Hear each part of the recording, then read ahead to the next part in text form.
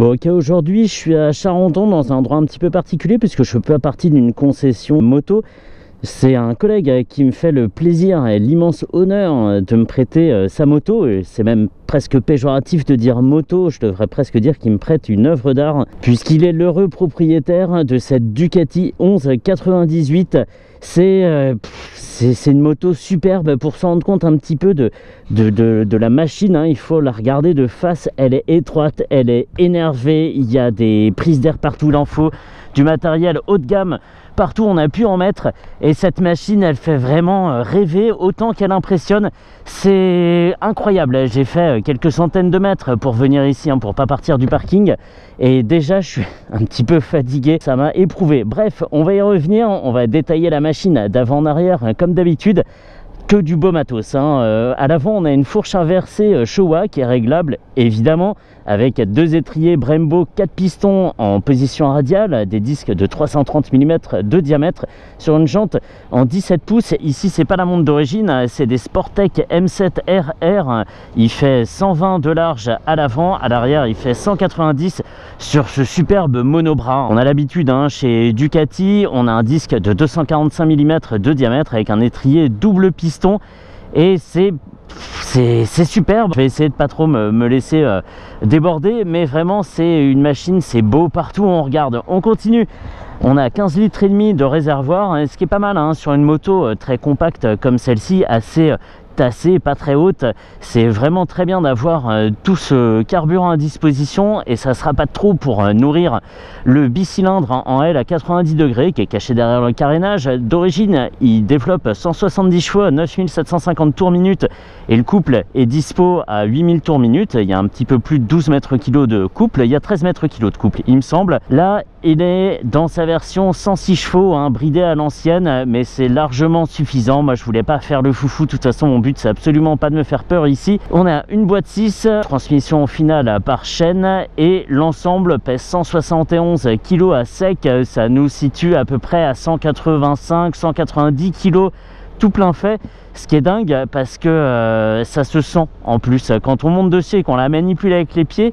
C'est comme si on était comme ça en fait. Je vous le fais, hop, j'ai la moto entre les pieds, c'est aussi léger que ça, c'est absolument dingue. La selle est à 820 mm de haut et les cale-pieds eux doivent être à 800 mm de haut, hein. On a la position dite du jockey. C'est une machine de course dans tous les aspects, quoi. C'est dingue. On est à une époque où on n'a pas encore d'assistance électronique, on n'a pas de mode de conduite, on n'a pas tout ça. C'est une machine brute. Il faut s'adapter à la moto et pas l'inverse. On a un affichage à cristaux liquides, pas encore de TFT, hein, on en est loin. Ducati ayant adopté le TFT assez tard, hein, finalement. On a un afficheur qui a été repris aussi sur les 8,99. Si je dis pas de bêtises, c'est une disposition qui me dit quelque chose. Et c'est parti. Ouh, allez.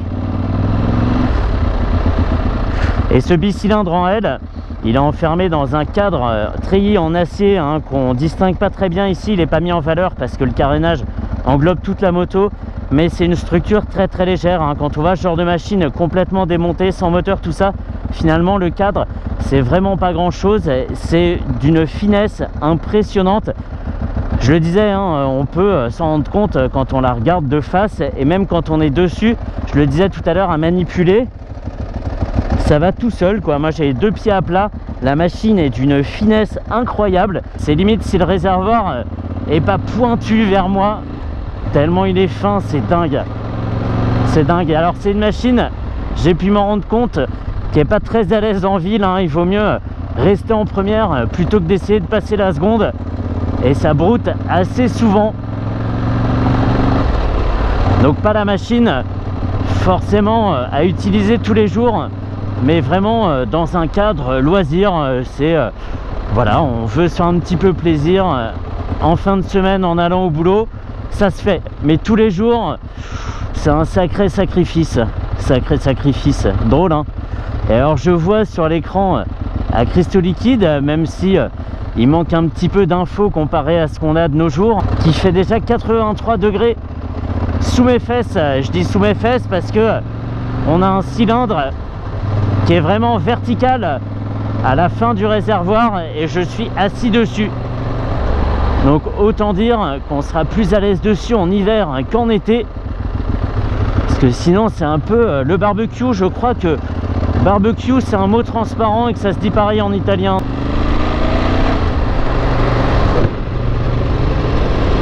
Et c'est physique, hein. Je vais essayer pour une fois de me souvenir qu'il faut bien serrer le réservoir entre ses genoux, histoire de pas trop me fatiguer les poignets. On va essayer de pas avoir d'accident avec un MP3, ça serait dommage, parce qu'on est vraiment très très posé. On a naturellement le ventre en appui sur le réservoir, hein. C'est dire à quel point on est penché en avant, et du coup c'est les poignets qui en prennent un coup. Allez,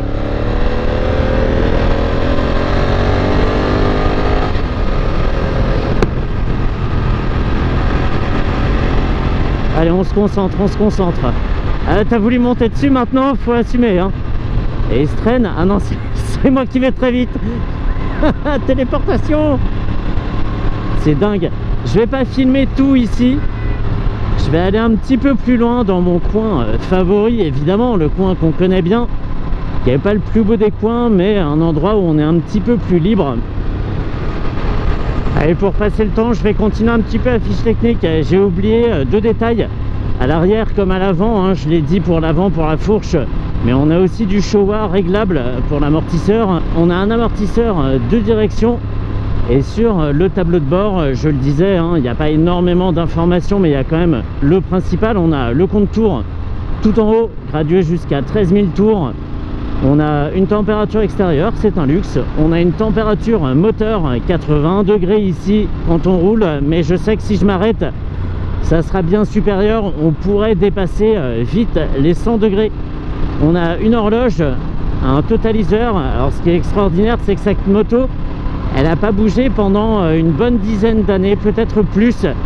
Et du coup, elle n'affiche que 4300 km au compteur. Donc c'est bien, c'est presque une moto neuve. Je connais des motos de démonstration qui ont plus de kilomètres que ça. Et au centre, c'est même pas l'information la mieux mise en valeur, c'est la vitesse qui a tendance à croître de façon un petit peu déraisonnable. J'ai l'impression que tout le monde se traîne, c'est ouf.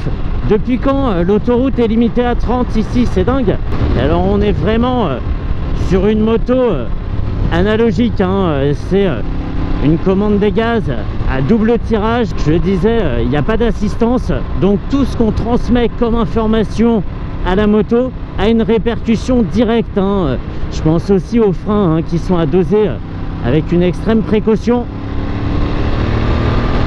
parce que tout ça marche très très bien.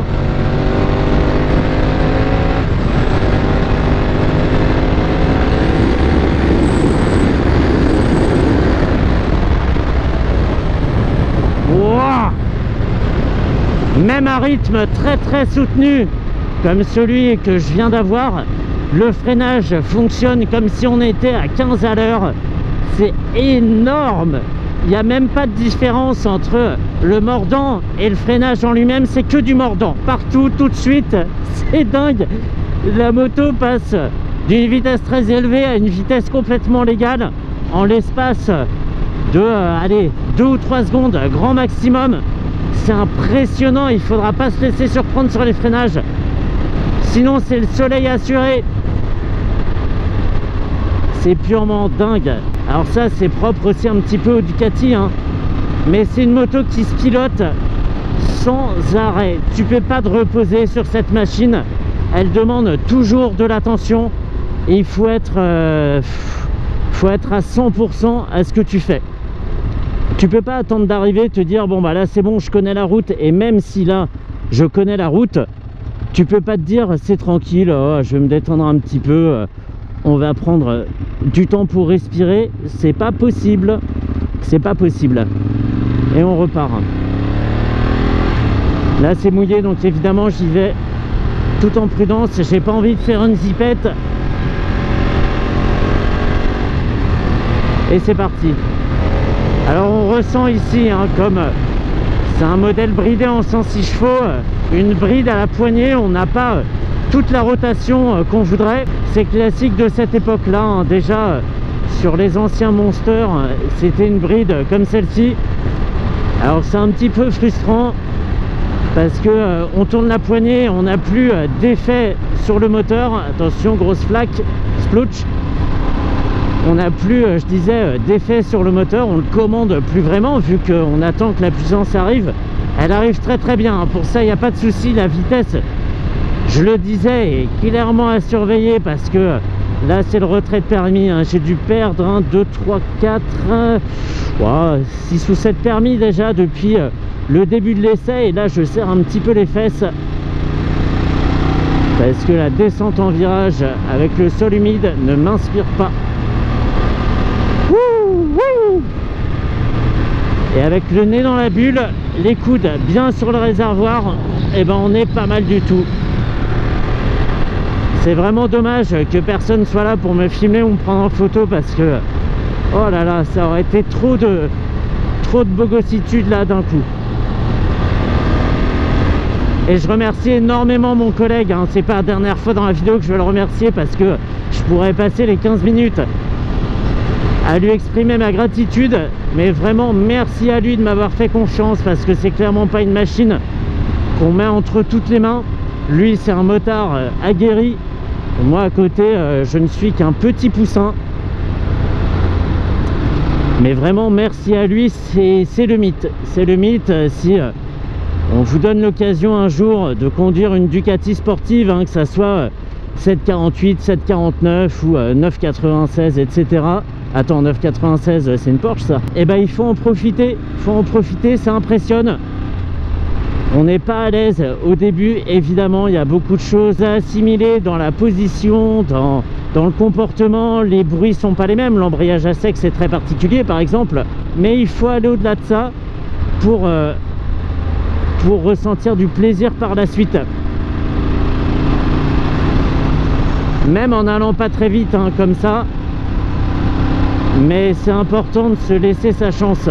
Bon, ça va, j'ai toujours mal à la main droite, hein.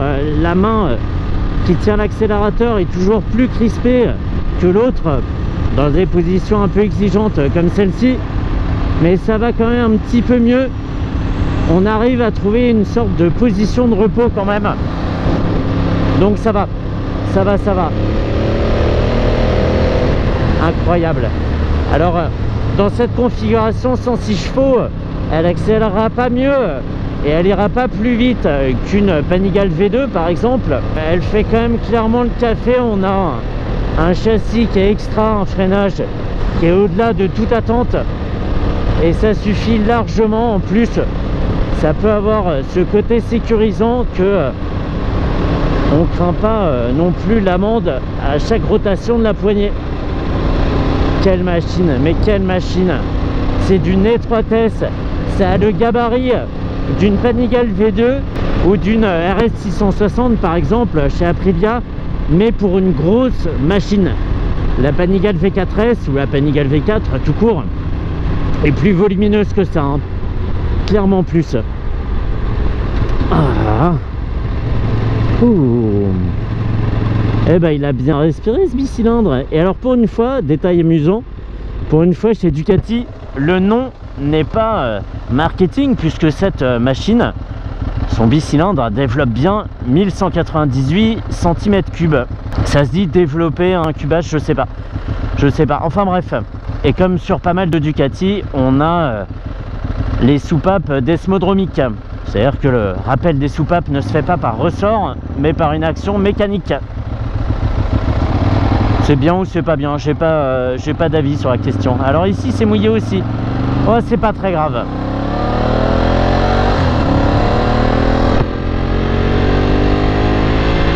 On va pousser un peu, hein. Le bruit est dingue. Ici on n'a pas d'échappement Termignoni, hein. Ces échappements d'origine qu'on a vus à l'arrière de la coque pour bien participer à la chaleur encore, hein, de l'ensemble. Mais le bruit est dingue. Le bruit est dingue. Il y a un bruit de moteur. Évidemment, il y a un bruit d'embrayage. Ça, on aime ou on n'aime pas. Je suis plutôt parti du deuxième camp. Et puis, il y a ce bruit d'échappement. Il est sec. Il est énervé. Il en veut. Il en veut, il en veut.